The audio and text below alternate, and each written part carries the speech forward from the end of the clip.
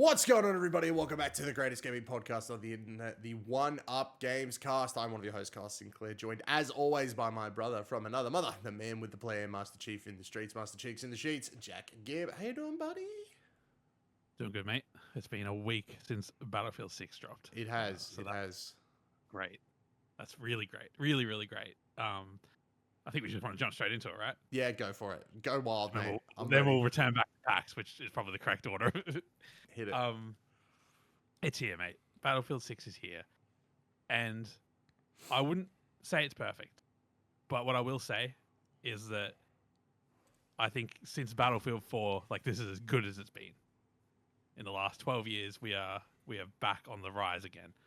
I'm sure something will go wrong with it soon to correct course. But honestly, it just feels so good to be back. It feels like Battlefield.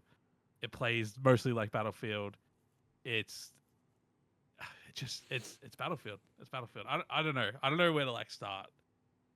Haven't touched campaign though, admittedly. So this is just the multiplayer. My thoughts on multiplayer. Mm-hmm. The portal mode's completely fucked. So that can sit to the other side. But just looking at the multiplayer, it's pretty good. It's pretty good. I don't know. Is there any place in particular you want to start? Any feelings you want to put out there before we dive into the details? But it's been good. Been a good launch as well. Yeah. I was going to say, I wasn't there launch day. I did get to play a little bit of it while I was away, day after launch. I know there were some people complaining about, queues and stuff like that. But, I mean, if there's a queue, that's good. There's a lot of people playing. That's what you want. No, I don't know. I guess, my biggest question is which we'll get to at the end, and I'm sure will change. But I'll be very interested to see where it stands for you in terms of, all the Battlefield games, but what's the biggest thing jumping into this that you were scared about, and maybe have those fears been put to rest? Jack, yeah, is this the Battlefield game that you wanted it to be? I think so. There's a couple of key things. I don't know if I've really spoken about this on the podcast, but there's a couple of we'll call them KPIs that a Battlefield game needs to hit, right? And I think that the key one, there's things like the density on the map and the destructibility and vehicle play, and there's always ones that we'll talk about, but there's a KPI that a Battlefield game needs to hit for me. Yep. And that is, can my squad change the outcome of the game? If we lock in, we work hard, can we go to the point down the other end of the conquest map and hold it for our team while they push up and get other things done? And those sorts of feelings that creates, and the cinematic moments and the hecticness, and we're over at Alpha Point near the headquarters of the other team, and there's an Apache helicopter absolutely fucking us up, but nothing else. Just an Apache that we got to deal with, and we're all fucking support. Do those moments exist in the game? And they fucking do. They really absolutely do. And it's just got that DNA to it. You know what I mean? The ticket count's coming to an end, and the Battlefield music starts playing. And don't get me wrong, I'm sure 2042 had a couple of these moments, but it just felt like we were playing. That game just felt so sparse and empty and just had no personality. And so to be back to Battlefield 6, where it really does feel like a return to form. Yeah. It doesn't feel like it's innovated on that return at all. As in, if we went back to Battlefield 4, and it's hey, what would have we wanted from the next Battlefield that really kicks things up a notch? I don't think this game's necessarily doing that. No. But after the road we've had and the years we've had trying every other fucking flavor of Battlefield, it just feels good to be back to the core experience. And I think Portal was meant to be innovative, and I'm sure it will be. They just got served. The problem with Portal is we're all promised that we could have our own server. There appears to be some sort of maximum on that. As in, only, say, 10,000 people can have a server. Right? So there's some level of cycling that needs to happen, because all the Portal servers are full with AI bot farms and shit. So as in, these little maps that are created for you to get your KD up and all that sort of bullshit. It's just a fucking mess. But anyway, let's just ignore that. Yep. Even for the $100 price entry, just for multiplayer, this game in my opinion, very much worth it. They've nailed all the little things like the tank play, the helicopters, there's different helicopters, jets. some people have sort of said that some of the progression on the vehicles and stuff isn't quite ideal, and that's probably true. But I think we're in a really good place, and I think all the problems that people have are fixable. Like, as in, if DICE listens, which, to be fair, 50-50 on whether they will or not, but they have the capability throughout these seasons, season 2, we're launching jet progression, and season 3, we're doing this and that, all these little things. They have the opportunity to fix them all, except maybe the open weapons. I think they've really dropped the ball there, and I don't think you can put that genie back in the bottle. So, there are a few things. They reduced the ticket count in some games, like yesterday. That feels like the step in the wrong direction. So I think they're looking at their data and they're trying to perfect the game. Yep. But the game being slightly imperfect is what makes it perfect sometimes. I think they have the capability to sort of fuck up every second week, but they are responding really quickly. So who knows? You know what I mean? Like, they made a mistake yesterday with the ticket counts. Maybe tomorrow they come and fix it. Who knows? Like, they are responsive. I just don't know if they're listening to the right people all the time. So it's sort of this interesting tug of war. But let's compare that to Battlefield 3 and 4's launch, if we can, where the game was buggy as shit. Connecting to servers barely fucking worked. We had to launch Battlefield 3 through a web browser. I don't know if we remember that or not. Like, those launches were horrible, and we look back on those games and call them perfect. Mm-hmm. And we lived through those really rough launches. So for this game to come out and the people on the EA app have a rough day, yep, that sucks. And there was a bit of a queue for a couple of hours. Yeah, that's annoying. But we're a week on. I could boot that game up right now in the middle of the podcast, click search for a match, and I'd be 10 seconds later, I'd be in. Yep. And the game, from a bug point of view, I don't think... I've fallen through the map a couple of times after death. But honestly, on the scale, like, that's a feature. That's a feature. Yeah. I honestly, like, I'm sure there's some people out there that experience the odd bug. Like, don't get me wrong, and you might have to tweak your settings on PC a little bit, because as much as the game runs phenomenally well, even if you have a great NVIDIA graphics card and you want to turn everything up to full, as we know in the PC community, there's not a lot of VRAM going around. So there's a few, it might be a few tweaks you got to make here and there, and all that sort of stuff. But I don't know, man. It's as far as launches go, and PC launches of late, this game's really solid, and I just think the only criticism, like, I've watched some videos that have sort of talked about, having these 4 teams work on Battlefield, and clearly the campaign team, like, from what we can tell, they had 18 months to put the campaign together. Oof. So the fact that it's, like, supposedly not amazing, it's like, it kind of tracks, Like, it's a shame that EA was so like, this game has to launch all together and all now, Yeah. I don't know. Maybe there's a few things like that are a bit of a shame, but I think they've turned this around, and the road to getting here wasn't pretty, but Vince Zampella deserves a bit of credit. I think he's EA deserves a little bit of credit for just letting him go, from what I can tell. And once again, he's here to save first-person shooters. So I don't know. It's just so good to be back, and like, it's so, like, it's making Call of Duty better as well. Like, Call of Duty, like, Treyarch's now been given the ability, which we talked about a lot on the last episode of the podcast. But since then, so not only have they done all the skill-based matchmaking stuff, and all the other stuff that we discussed on the podcast, but now they've announced that they're going to have persistent lobbies in Black Ops 7. Yeah. So you've got to stay with the people you just played with until the next match. Like, we haven't had that in 5 or 6 years, maybe 7. I'm not really sure, but it's been a while. It's been a long time. It's been a while, yeah. You can't tell me they were planning that before Battlefield 6 launched or was announced. No. Like, there's no way. No. There's rumors on the internet around that Call of Duty's actually going to launch a week early. Like, Battlefield has spooked the fuck out of them. Now, I'm not like totally sold on that rumor, but I'm just saying, like, the fact that there's room for those rumors is just beautiful. Like, it's really good to see this competition spark up, honestly. Like the old days, like 2010. Like the old days. And the thing is that Battlefield 6 still has, like, even if you play Team Deathmatch or Domination or those, like, smaller modes, it still plays like a Battlefield game. Yep. And they haven't succumbed to all the, the fucking, like, the streamers that are like, oh, this needs kill streaks. Like, no, that's your mate in a jet. That's the kill streak. Like, that's how that works. I don't know. They've just. I feel like before the podcast I had all these like really cohesive thoughts to display, but now I'm just like getting all excited. Like I want to play Battlefield. I'm just sort of losing where I'm at. But the game is good. If you've liked Battlefield in the past, this is a safe purchase. It might not be perfect. I'm not going to pretend it's a 10 out of 10, but it's definitely a 9. It's definitely a 9. Like, yeah, in console, PC, it's all the same product as well. Crossplay. The in-game voice chat is incredible as well. If you want to use that, it's sort of like I don't know how to fully explain it, but it's like if you're not near each other, it's like talking over radios. And if you're near each other, it's like talking next to each other. If you're in vehicles, it's like a better quality radio.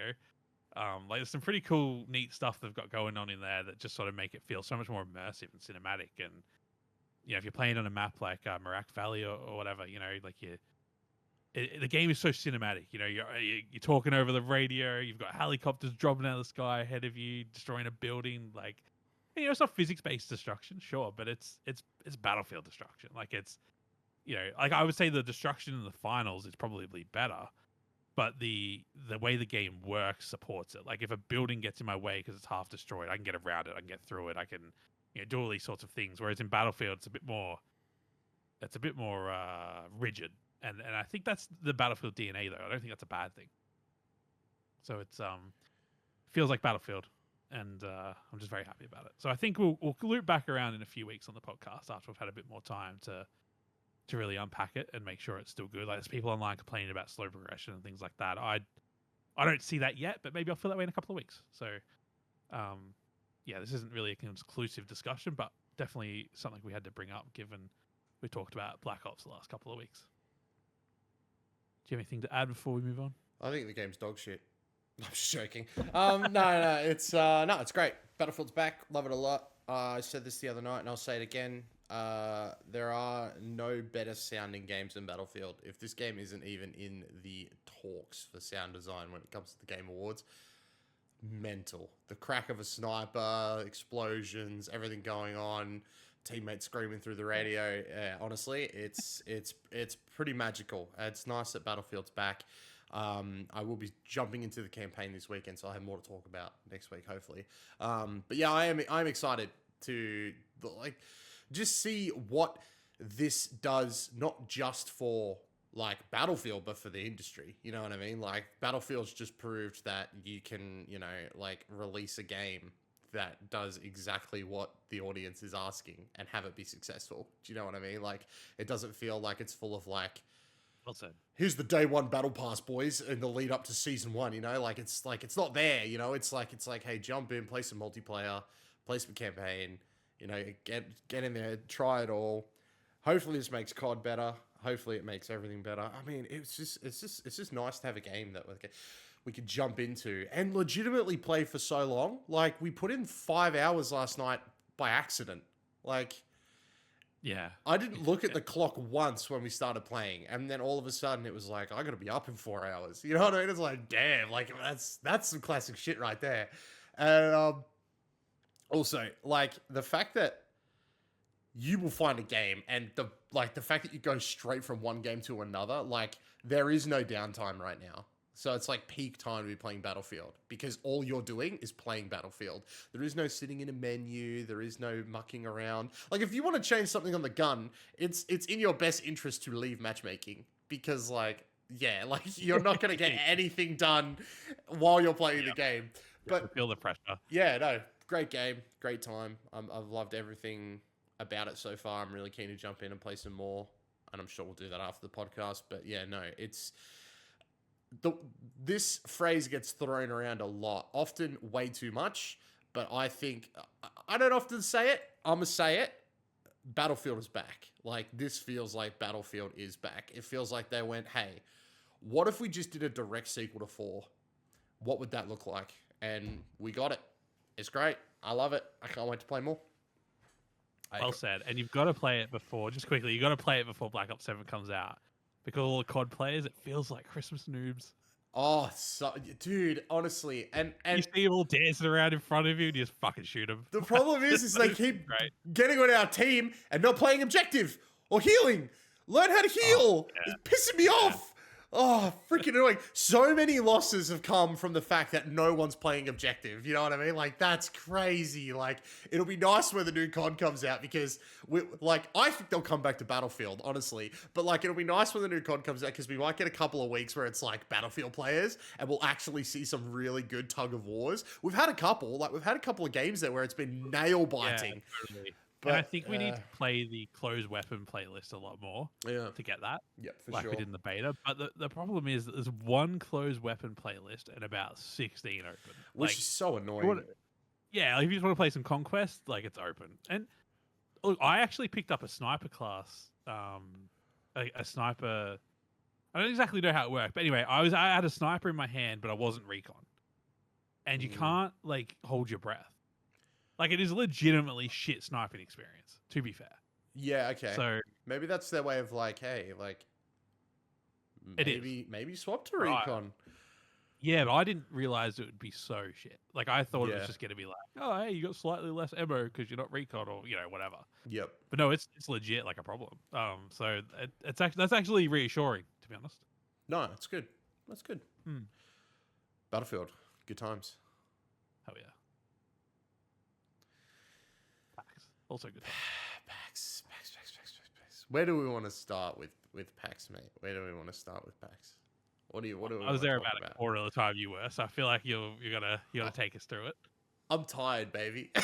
It's been it's PAX time is such a great time of year, and there's no better time of year than right after PAX time because it's over and you got 365 days to rest before it comes back. Save money. Yeah, honestly, save money. No, man, PAX is back. It was great. I'm going to say it. I'm going to say something. Everybody out there is probably going to disagree. I don't give a flying beep. Best PAX in a little while. I had a lot of fun. It was nice to see some big boys return to the field. Apparently, Xbox was there last year. You wouldn't know it. Good to see Xbox were back. Nintendo out in force. Ubisoft were planning some Rainbow Six Siege party where they didn't invite anybody. Who else was there? There was another big one that was there. Who else was there? I mean, Sims was there from EA. No, we hate Sims. Actually, the Sims booth was sick. I'm not gonna lie, that was a sick booth. The fuck up. Yeah, like they had like archery and shit. Like that was kind of cool. The Sims booth was pretty cool. The Xbox booth was really cool. Like it was like walking into a Series X, which was awesome. And those two booths were next to each other, and I feel like that was like nearly the best area aesthetically, except for maybe Cult of the Lamb. They were going for it. Oh my god, that was up there as like one of my favorite booths this year. That was so cool. They were all in. That was there last year, but it was like out in like where the speedrunning thing was, because that's the altar where people got married last year. Oh, of course. Yeah, so they brought the altar back like into the actual hall this year and far out. They're like, I love Cult of the Lamb. It's great stuff, man. It's so good. They were showing off Woolhaven. Tried that. Very good. I'm keen for that. But yeah, Nintendo out there in full force. Indies, so many great indies this year. So many. But it really does feel like if you're an indie developer right now, you're going in like one of two directions. You're going party game or like farming game. Like that's what it feels like. Or something. There were a few horror games as well, which were quite cool. But they were like, there was one horror game that was supposed to be there that wasn't there. I was very disappointed. But no, indies were great. The indie side of things, I just want to comment on that. Like, there's so many clearly talented and passionate people making indie games. It's I didn't ask anyone this question because it almost feels offensive, but do you think they wish there was more big studios they could be a part of around here, or do you reckon they're like stoked that this is what they get to do because they get to do passion projects and more so and things like that? I think I feel like the passion projects are their foot in the door to eventually move into something bigger or to like create like a studio of their own, because we really are like lacking in terms of like big studio presence here in Australia. Like there are big studios here in Australia, but I think they would appreciate the opportunity. But like they're doing fine. There's some great games. Way more talent than studios. Oh, 100%. And like real talent. You know what I mean? Like people that really fucking know what they're doing. Like that. Oh, I can't remember his name. Do you remember the guy's name that did the grapple hook in Shadowrush. But like we were talking to him for ages, and Yeah. he was getting like he was saying that he posted on LinkedIn a little video of the grapple hook in that game, and devs from Respawn were like, "Holy shit! Like you've nailed it." And like that's high praise coming from the Titanfall devs, you know. Check him Like, out. this Business guy cards. clearly, Emerson. pardon, Emerson. This guy clearly knows how to fucking like code. You know what I mean? This guy clearly has some fucking talent. I see you brought up something like crazy. Is like they're so talented. They're so good. What are these big studios doing? I feel like Australia is always forgotten, or we're treated like we're a desert. Just look at video game maps, man. Every fucking video game map in Australia is freaking dirt. And now they're adding solar panels. Come on, there's so many talented people around that could do so much, man. Yeah, imagine like a map, like a Call of Duty level maps, just set in Docklands or something. You know what I mean? That'd be Not great, a desert. That'd be great. Awesome. You could climb the giant Ferris wheel that doesn't move. Oh, that'd be sick. And ironically, we make Call of Duty maps in Melbourne. Like we have a Sledgehammer studio here somewhere. Like we have studios, but I just feel like we still have more people who could, like, if they were all put together and working on the same project, would be able to make some incredible shit. Yeah. But I understand, like, culturally, like a studio has to function culturally, you know, artistically, and it's not just about putting a bunch of skilled people in a room. But it's just, I just feel like, you know, if there was more investment in making games in this country, we would just make more better games. Like, as in, we've got the people. That doesn't seem to be a problem. Yep. But also, just like be on the other side of the coin, I'm sure there are some of them that are just so happy to be in control of their game, in control of like how they want to do it. And absolutely, honestly, like the Dolphin guys, I could not see those guys working at a big studio. You know what I mean? Like they have, like Dolphin is their passion. That Maralinga or whatever it is, that scary freaking kangaroo. Like, I'm excited to see what they do with that, because that doesn't seem like it's aiming to be like, you know, some big, like AAA experience. Like, they know what they want to do. They have a story they want to tell. They have like a way they want to tell that story. And I think like a small indie experience is the best way to tell it. So there are definitely some studios like out there that are like, you know. Yeah, can we pause on that game for a moment? I feel like we need to like spread the word on that one, because I think it's going to be a hidden gem. That game is based on telling the story of the nuclear testing that was done at the Maralinga military base by the British. I don't know when, but like fucking, you know, 80 years ago, whatever it was, that was covered up by the government. They are creating a game where you're a journalist going in to, you know, figure out what was going on or whatever. And as the game progresses, you're taking notes and things of that nature, keeping a journal to publish this article. And depending on what you get done in the game will depend on what the article looks like at the end. And they're working with locals, like local indigenous communities and local groups that, you know, maintain the area. And I don't exactly know. They like there's groups that like research this topic that they're talking to as well. But yeah, just local Aboriginal groups as well. The ones that are like in charge of like preserving the land and stuff like that. Yeah. They've done a lot with those guys just to like make sure that it feels authentic. Like where you're walking around feels authentic. And they're trying to tell a story that hasn't really been told as well. And they're going to the people closest to it. And some of the money made from the game will go back to those communities as well, which I thought was really nice. Yeah. So this game's not coming out for a couple of years, but I think it should be on the radar. You can wishlist it on Steam. But we will cover this again. Oh, yeah, for sure. I mean, support them by playing Dolphin. That literally comes out in like a week or something like that now. Like, we've got... Oh, right. Wait, I did a write-up for that on the website, I'm pretty sure. Go check that out. Like, Dolphin's great too. It's like a turn-based card game that is like heaps of fun. But like they said, it's like, oh, okay, you know, like, where do we go from here? Clearly, horror is something that everybody's like super into all the time. So yeah, that's where they're going next. I'm excited to see what they do. Because I love Dolphin. I love it. But how about like before we move on to like the big stuff that we got to play, let's like, what were your favorite indie games to check out? What were your like, what was something that, you know, stood out to you? I know for me, Shadowrush just has not left my mind. I played it 4 times that weekend. That's the sort of game. So first person shooter for context, inspired by Titanfall, clearly.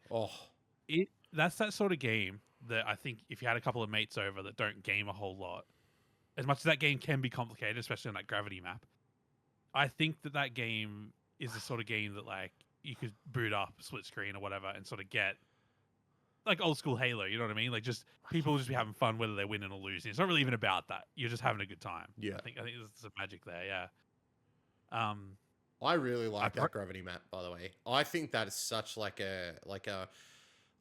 there are maps out there in shooters that have done gravity before, but like literally just being able to flip the script, like it felt like playing that felt like the first time I played Splitgate, where I was like, oh, people have tried this before, but this feels so different and it feels so new and it feels like something I would be happy to jump into and play again and again and again. Like the maps we got to play on were like just a standard warehouse that was like, okay, cool, that's fun. But then like literally like, oh, we got an experimental one, we got one more working. I was like, you're jumping from like plane to plane, airship to airship, and then you're literally flipping up gravity. Like if you grapple to the roof, suddenly the roof becomes the floor. It's like we don't see that sort of innovation and experimentation and just fun in first-person shooters on a AAA level as much anymore, I think.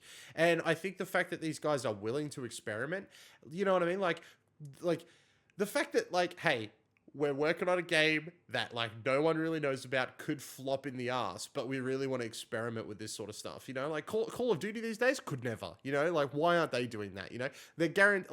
They're so scared of having one map that everybody hates that they create 14 maps that everybody's sort of like, okay, yeah. They're maps. I had to Google the name of the map just then, but it reminded me of how I felt when I first played the Halo CE map with all the portals, called, and I fucking lost it.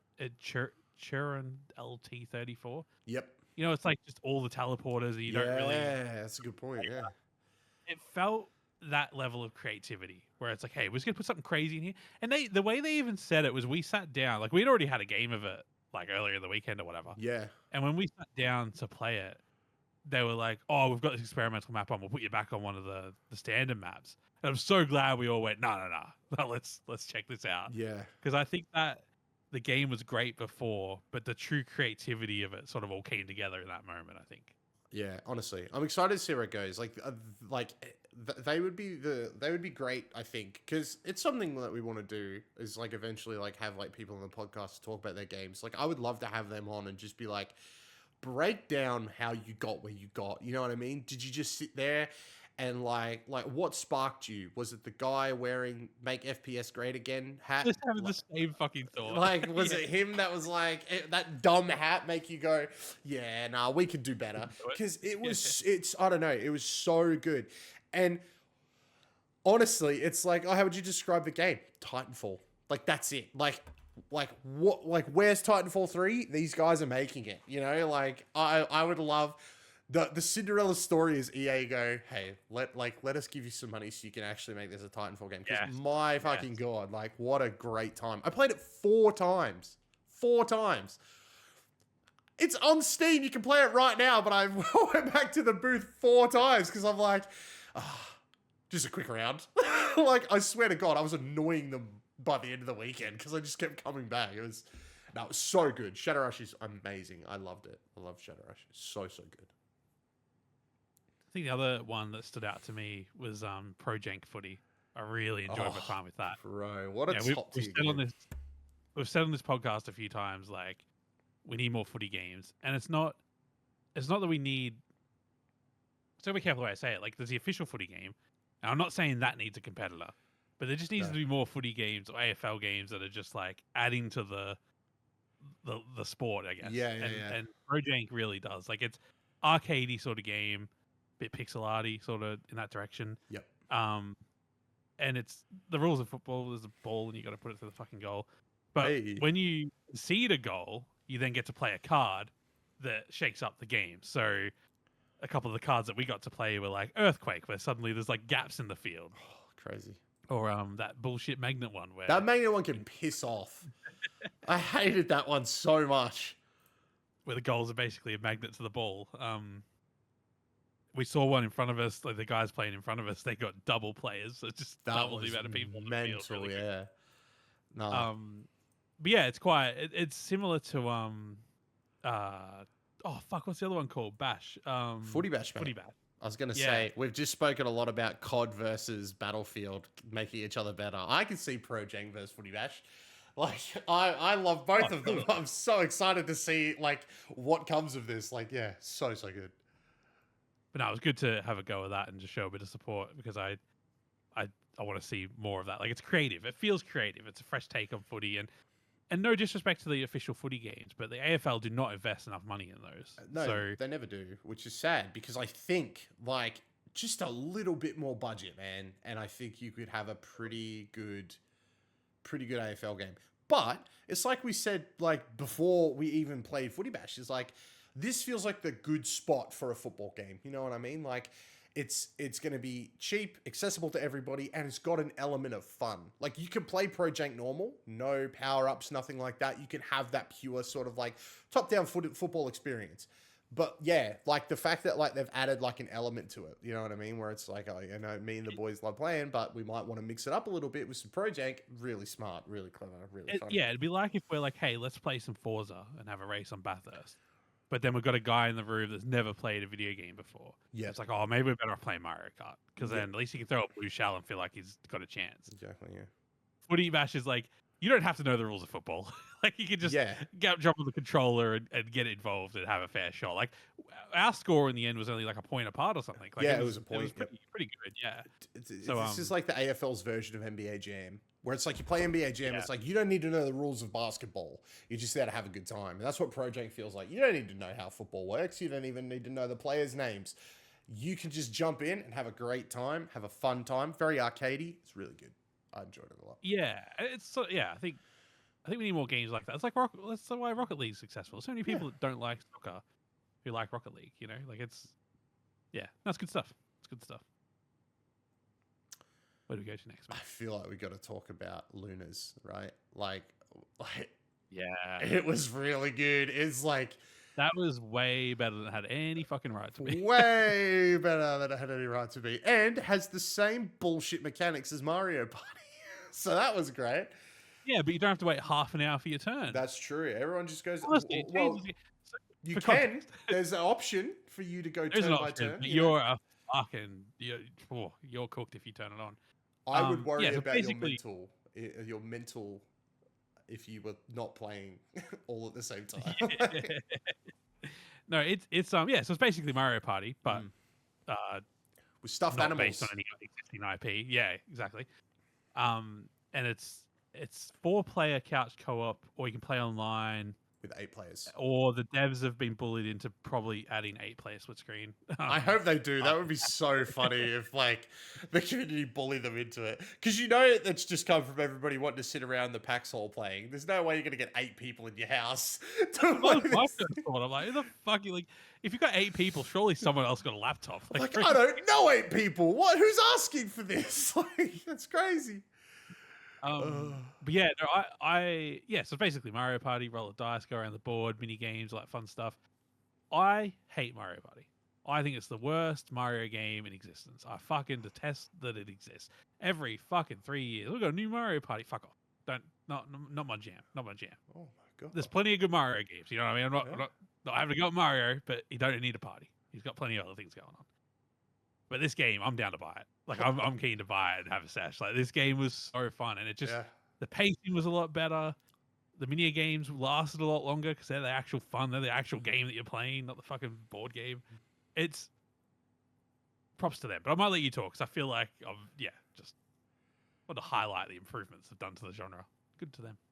It was good. It was fast paced. We only played 5 turns, which made it feel even quicker. But I can totally see us sitting there playing 20 rounds. This would be so like it's like if you're over Mario Party or like like there are people out there that I'm sure have played Mario Party to death that want to just do something different. Definitely look at Lunas. It's really cool.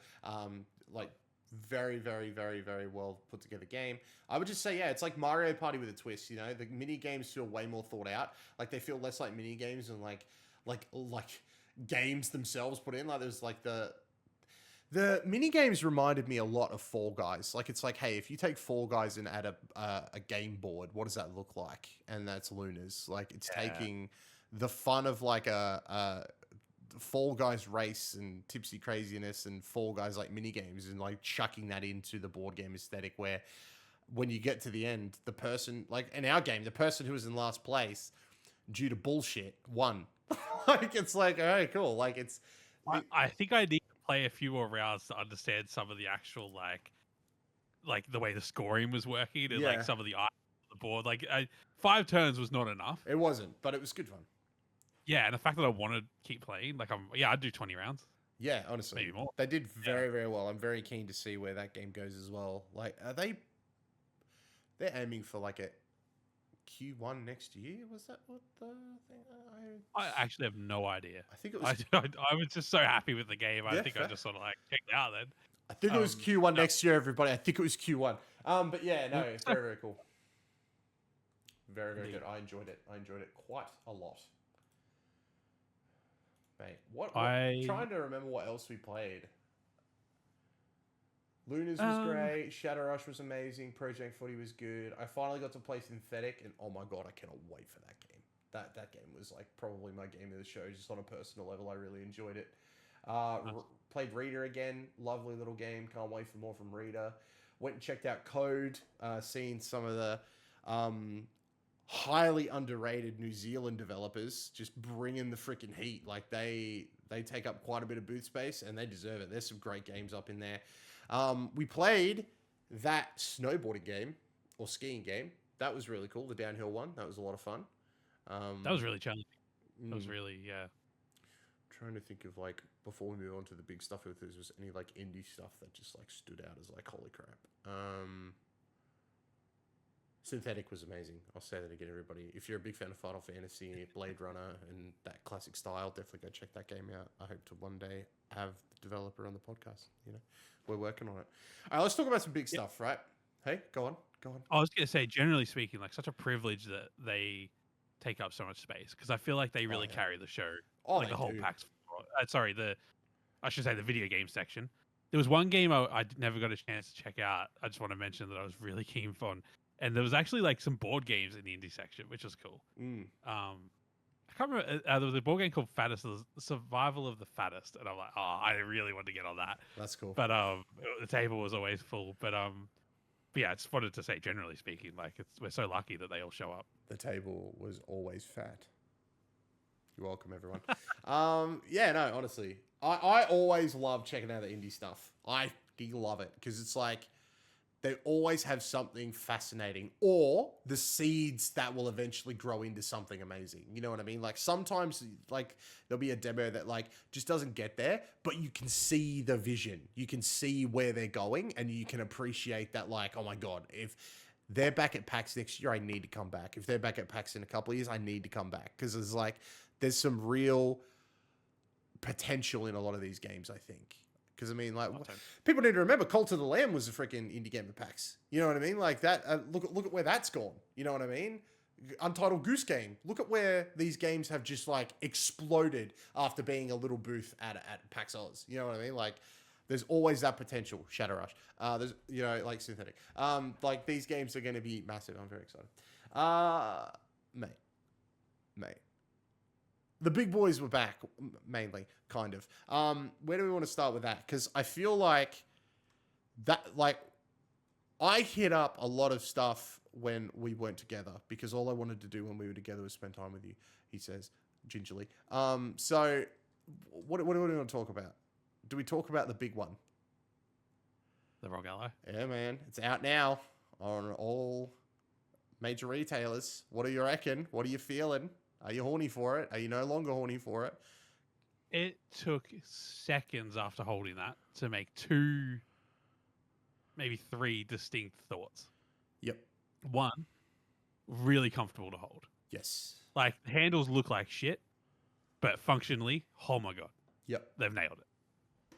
The weight of it, I know it's the heaviest handheld on the market, supposedly. Not an issue. Not even like it was just like, oh shit, this is light. What's crazy? It's quite light plastic. Like it feels premium, but it's like the Xbox controller. Like it feels nice, but it's like you're not holding like a leather steering wheel in a $100,000 car. Like, you know what I mean? Like, let's be real. I was so convinced my Portal weighed more. I was like, I think it's the ergonomics of the Portal. The thing they've nailed is that a PlayStation, a dual. I think the DualSense controller is one of the best controllers to hold, right? Amen. But when I've got my Portal, your arms are further apart, but the ergonomics don't change. Yeah. Whereas the ROG Ally, the ergonomics have changed of the Xbox controller because it's wider. Yes. So I think they've fucking nailed that. But the third thought was like, everyone who's used it and they're like, yeah, it's got the clunkiness of Windows.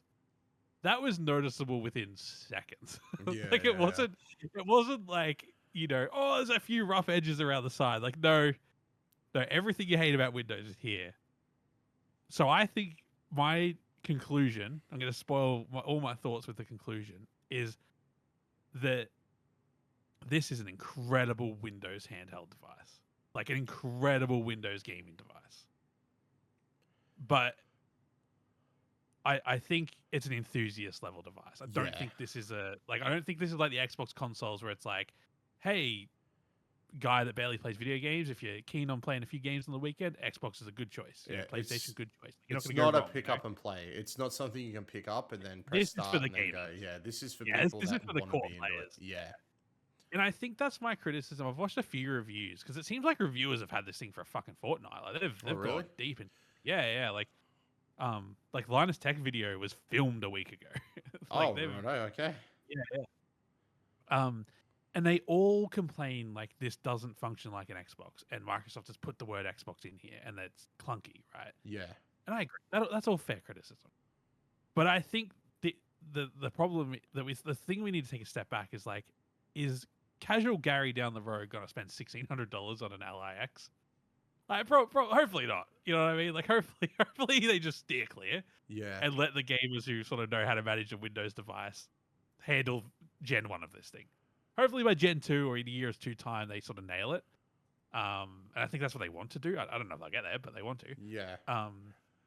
But yeah, so basically I sat down to play this thing.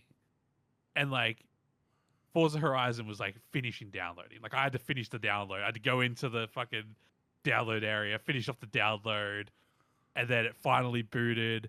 And I've got Silksong and Forza Horizon running on this thing, and I'm like, oh, that can't be good for the fucking CPU. Like this thing's like not gonna be the optimum experience. So I finally got Silksong closed after playing that for a couple of minutes. And then Forza finally booted up. And then my term was over, and I'm like, I spent this whole time just downloading Forza. I mentioned that to the lovely people at the booth, and they were like, oh, let's get you back on do you want to use an LIX this time to have a go at Forza? Like, that'd be lovely. So they hooked me up with that for a few minutes, which is great. So I got to have a go at that, which was lovely. Yeah, game ran well. It was running well over 60 frames on medium settings. Like Forza Horizon 5 is phenomenal in that thing. Don't know how anything made this year runs. I got no idea because I had 2 games installed on it. It felt like a weird experience. Like, hey, we're bringing the ROG Ally to PAX. We'll have 4 of them. We'll have 3 massage chairs as well. Like it felt kind of like, I don't know, just a bit like odd, but at the same time, it was a great experience. Yeah, they got me, man. Really Those massage chairs were so good. I was in like a position where it would massage my butt before moving up to my lower back, and I was just like, oh, hello. And I was like, oh, hello. It was great. And then I hit a tree in the game, and I just didn't care. Massage chairs in gaming? Underrated combo. Nice, yeah. Get in there, boys. Get a massage chair this Christmas. You don't need a ROG Ally. Just get a massage chair, pull out the DS, and you're good to go. Like, my goodness, it was great. No, I echo everything you say. I think it's like it's an enthusiast level bit of tech. I don't think this is the pick up and play sort of machine that I feel like they've sort of marketed it as. I think they've marketed it too hard. Yeah, I agree. They could sort of seed into the market. Honestly, I think they should have marketed whatever that comes next harder than they've marketed this one, because I think whenever the next thing comes along, that probably will be a bit more pick up and play, a little bit easier.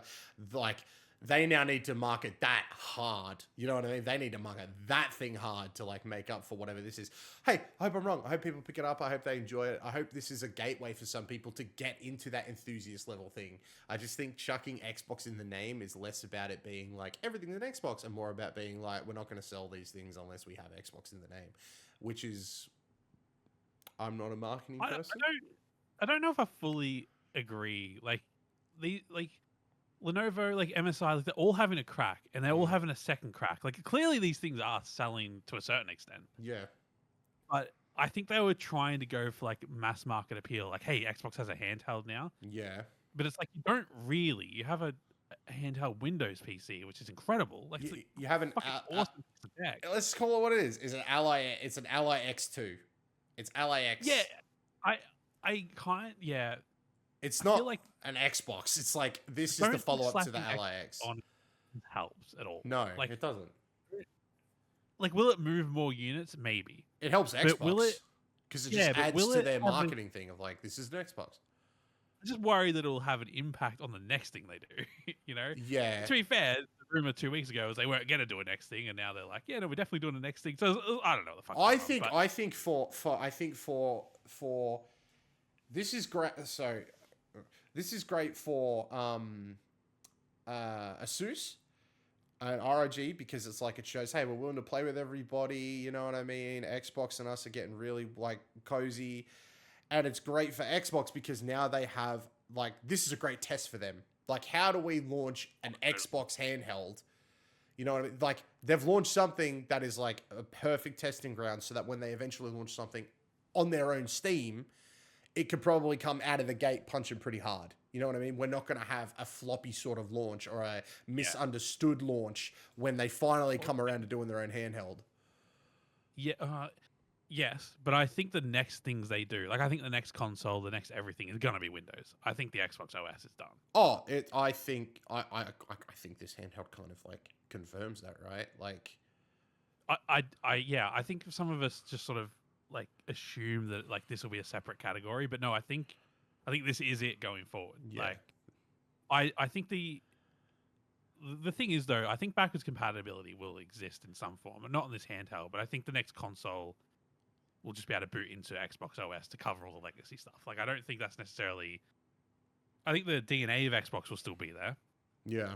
But I think 2 years down the line, everything they've learned from this device will be improved for the next thing. Yeah.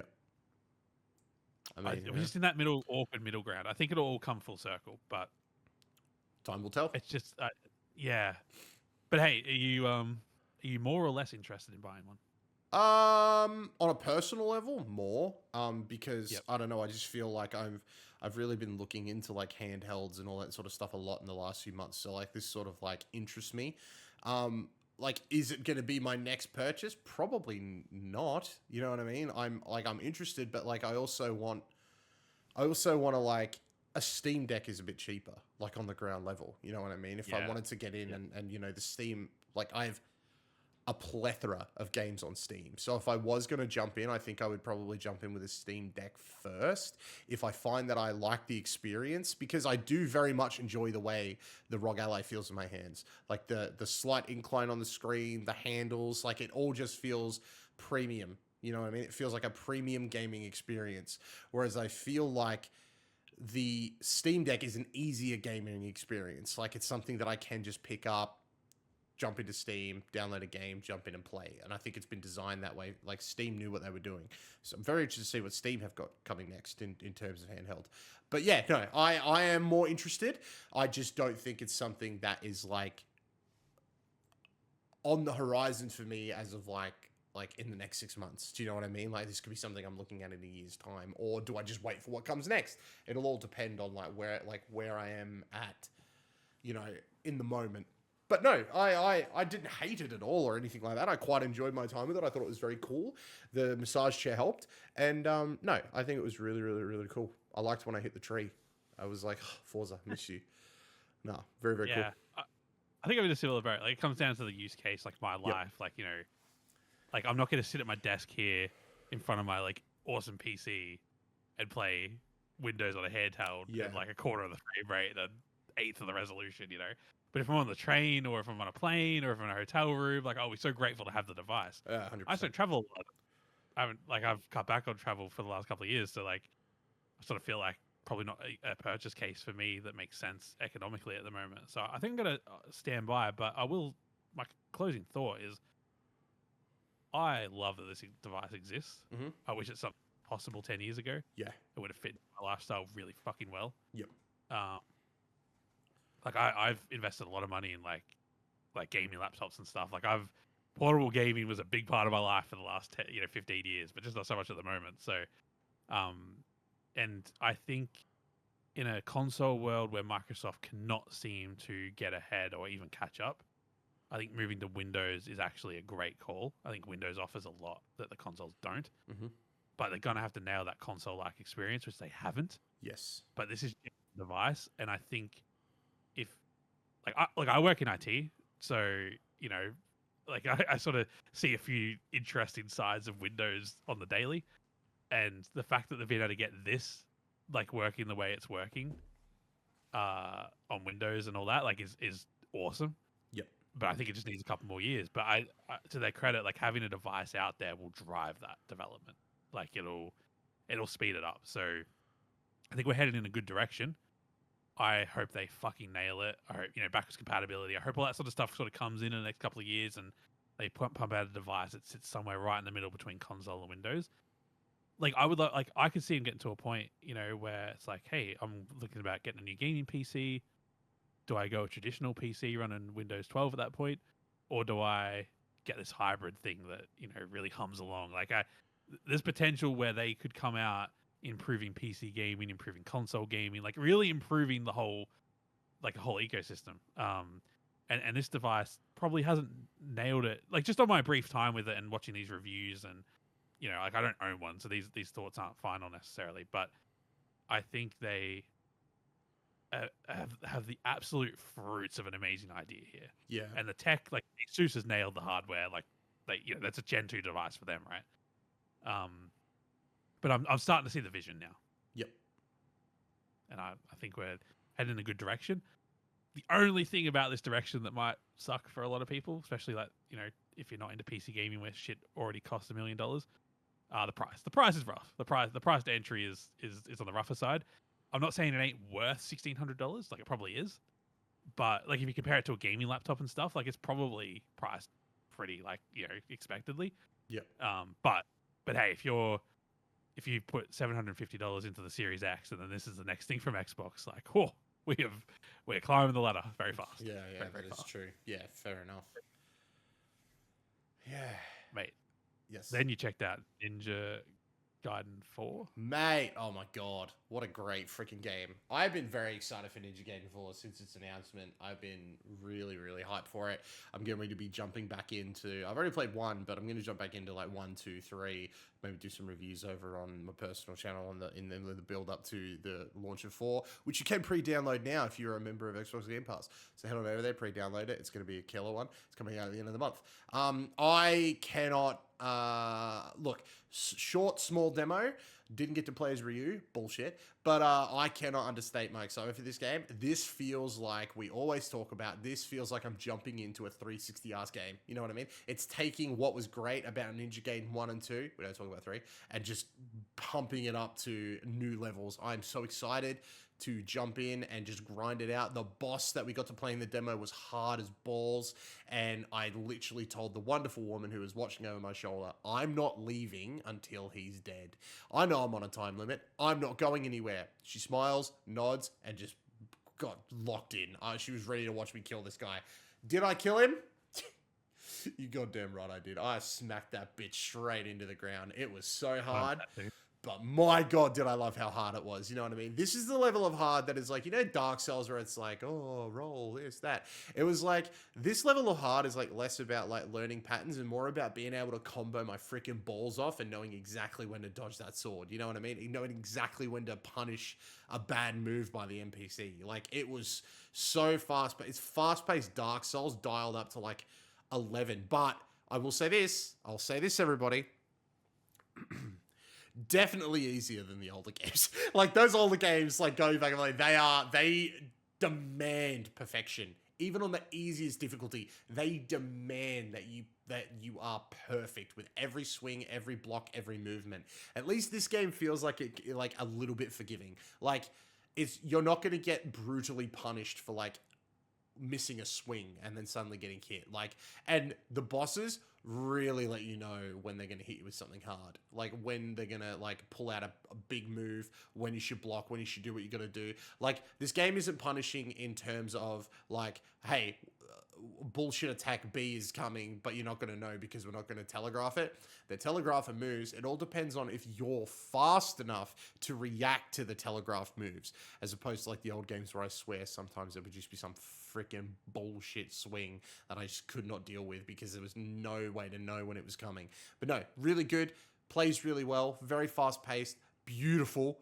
Love the look of the game, love the controls, love the feel. Cannot freaking wait to jump into this one when it comes out. And very keen to jump into the first three in, well, we say first three. I know there's Ninja Gaiden games before Ninja Gaiden Sigma and everything goes, leave me alone. But nah, very, very keen. Very keen indeed. You played it. Did you like it? I didn't know what was going on the whole time. That's so totally fair. Welcome to Ninja Gaiden. I did not beat the boss. I'll say that. Try. I was not leaving. I was determined. I was very determined. And I could hear people behind me. I could hear the lady. She's like, that's the furthest anyone's gotten. Like, I was like, damn, that's a lot of pressure. And I was just like grinding it out, like, oh, I don't like that. Yeah, and like every time I'd like make a little bit more progress, I could hear her and our mate Matt behind us going like, like I could hear the, oh my god, like, no guys, stop, you're getting in my head. No, it was really good, really fun, very keen, very, very keen to play that game. Mate, should we lightning round just some final thoughts on some stuff, because I played a whole bunch. I feel like there was only one game I didn't get to play that I wanted to play more than life itself, and we'll get to that in a second. But did you play any other games you want to like throw out some? Not like not a ton. I feel like I played less games than normal, like overall. So I think, I think I'm settled. All right, shotgun is loaded. Cult of the Lamb Woolhaven is absolutely amazing. I'm very excited for that DLC to come out. I tried out the new Legend of Zelda Hyrule Warriors game. They're doing some very interesting stuff with it. The story looks like it's going to be super interesting, and it's actually sort of like they did with the first Hyrule Warriors, sort of like Tears of the Kingdom version, like Breath of the Wild. Like they're expanding the story, but doing it in a way that's super interesting, that doesn't require a big 40-hour game, which I really like. It's sort of like telling the history of Tears of the Kingdom in a way that's fun, like Muso Games. Really, really good. Kirby Air Ride, yes, it's a button now too. Lots of fun. Mario Kart, look out. It was actually a decent bit of fun. Did play some more Mario Kart while I was there. That was a lot of fun as well. Did not get to try Metroid. Very sad about that. But also in the back of my mind, probably a good thing, because it only had mouse mode. You could not try the game in any other way. They only had mouse mode. So I'm like, hey. Gee, mouse mode. I know, just quickly, the mouse mode of that game is so unexpectedly good. Yeah, I'm like, I feel like I want to try it, but I also, like, when I play this game, I think the optimal way for me to play it is I want to try every way for me to play, you know what I mean, in one go. You know what I mean? I want to know how I'm feeling about it. Like, I want to try handheld. I want to try with a Pro Controller. I want to try with my Joy-Con. I want to try mouse mode. I want to know what is the optimal way for me to play. Let's be honest, I'm going to play through this game a billion times, probably using all the different modes. But I'm very excited to actually jump in and play. I think there's 120 frame mode as well, if I remember correctly. This game's crazy. Mate, talk dirty to me. I cannot wait for this bloody Metro game, man. I cannot bloody wait for it. No, then there was some board games we tried out some new card games. Got really addicted to Star Wars Unlimited. That was a lot of fun. Picked up a really good deal at the show for that, which was really, really good. Had a mate wait in line for what I think was like at least 92 hours in the merch line. He's a true one, true hero. Good for him. He's a real one. Went and tried out some new keyboards at Keychron. Took a look at some 3D like. You know how, like, on the 3DS, like, it was like, you know, and it was like 3D effect. There's some laptops that were there that were doing that. That was very interesting. I think they were kind of cool. Do not think I would ever use it. I do not think in any way, shape, or form this is something that I would ever just be like, oh, ton of games that support it either. Yeah, like maybe I'd go back and play the Batman Arkham games in 3D, because they were like coming out at the time where they're like, hey, play it in 3D. I'm like, hey, cool. I don't have that TV. So maybe that would be something I would do, but it feels like more like a gimmick than it does like a feature. So I'll be very interested to see how they market that going forward. Honestly, got really excited when I seen this video for this Keychron like small ass keyboard. We'll be talking about it. I'm sure it looks very, very cool. Picked up some 8Bidoo gear. There will be some reviews. Very excited to jump into like reviewing some of this stuff. I got some cool shit, guys. I got some cool shit. Again, great people there as well. Lots of cool stuff for sale. But yeah, no, all in all, great PAX. Lots of cool stuff to check out. Lots of cool stuff to play. Lots of cool stuff to do. It's probably the best PAX in the last couple of years. Nice to see that some of the big guys are coming back to play. Nice to see they're bringing some games to play. Really looking forward to the day where I can walk into a PAX and we've got PlayStation, Nintendo, Xbox, Ubisoft, and all the big boys back in the hall, just bringing the best that they've got to show. That is what I am yearning for, and I will say that this year was definitely a step back in that direction. Well said. Thank you. I've run out of breath. Okay. Well, Jack, I really have run out of breath. My God. Jack, thank you for joining me. Thank you for having me. Mate, we'll come back. We'll do it again next week, where I'm sure we'll talk more Battlefield, because that's probably going to be our lives for the next,